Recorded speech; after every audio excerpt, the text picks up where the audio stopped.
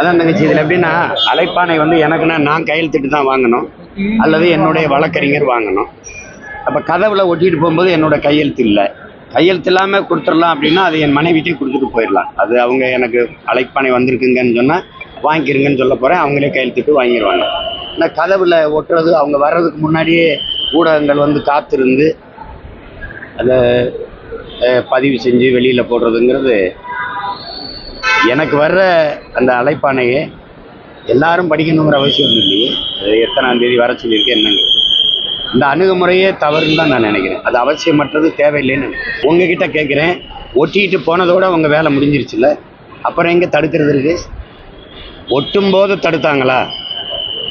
அதே ஐயா இராணுவத்திலிருந்து வந்த ஐயா அமல்ராஜ் அவர்களும் என்னுடைய தம்பி சுபா அவர்களும் அங்கே தான் இருந்தாங்க. ஒட்டும் போது யாரும் தடுக்கலையே. ஒட்டிட்ட பிறகு என் மனைவிக்கு சொல்கிறாங்க, அது சரி என்ன தானே தெரியுன்னு எனக்கு சொல்கிறாங்க. எனக்கு தெரிஞ்சிருச்சு தகவல். அதுக்கு மேலே என் வீட்டில் வந்து அது என்ன, நான் என்ன அந்த வீடு ஏலத்துக்கு வருதா, அங்கே ஒட்டிட்டு போகிறீங்க அப்படிலாம் ஒன்றும் இல்லை.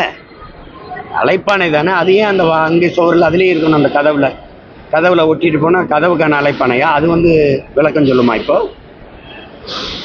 வீட்டில் யாருமே இல்லை, எல்லாம் போயிட்டாங்கன்னா அந்த நடவடிக்கை அவசியம் இல்லை. நான் ஓசூரில் இருக்கிறேன்னு உங்களுக்கு தெரியும். என்னுடைய ஒவ்வொரு நகரும் நீங்கள் கண்காணிக்கிறியே தெரியும்.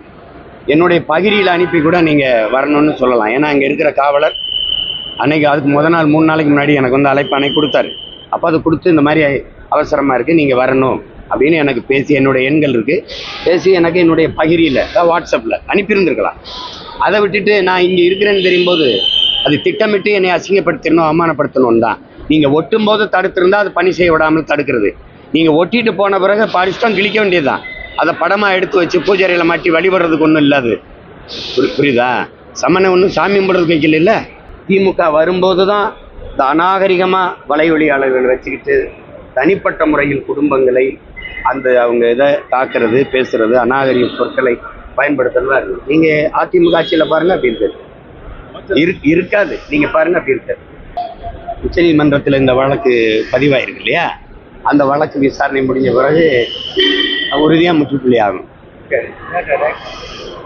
அப்புறம் அதுக்கப்புறமா ஏன் ஆட்டம் தொடரும். நீ யாரெல்லாம் நீ இந்த அவதூறை வச்சுக்கிட்டு ஆடின, அதுக்கு நீ எனக்கு பதில் சொல்லணும்ல. நீங்கள் என்னை அசிங்கப்படுத்தணும்னு பேசுனதுக்கு என் வீடு தாங்கிக்கிச்சு, நான் தாங்கிக்கிட்டேன். இந்த நாடு மக்களும் அதை பொருள்படுத்தலை. இல்லைன்னா எனக்கு இவ்வளோ வாக்கை தந்து என்னை மக்கள் அங்கீகரிச்சிருக்க மாட்டாங்க. உலகம் பூரா இருக்கிற என் தமிழ் சொந்தங்கள், என் கூட நிற்கிற என் உடன் பிறந்தார்கள் வந்து அதை கடந்துட்டாங்க. ஆனால் ஒரு வழி இருக்கும்ல, இருக்கத்தானே செய்யும். ஏன்னா இது ஒரு பெரிய இது மாதிரி எடுத்து வச்சுக்கிட்டு இதை திரும்ப திரும்ப திரும்ப திரும்ப பேசும்போது இது ஒரு கேவலமாக நினைக்கிறேன்.